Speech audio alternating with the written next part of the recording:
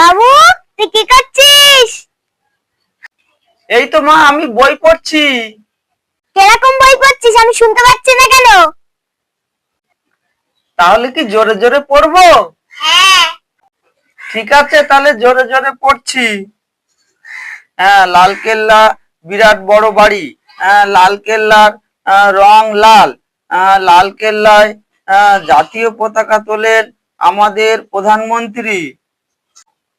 ও মা, মা, কি হয়েছে? লালকেল্লাটা কোথায় গো? এদিকে আয়, বলছি। কোথায়? কোথায় কি রাখিস তোর মনে থাকে না? সব আমি মনে করে দেবো।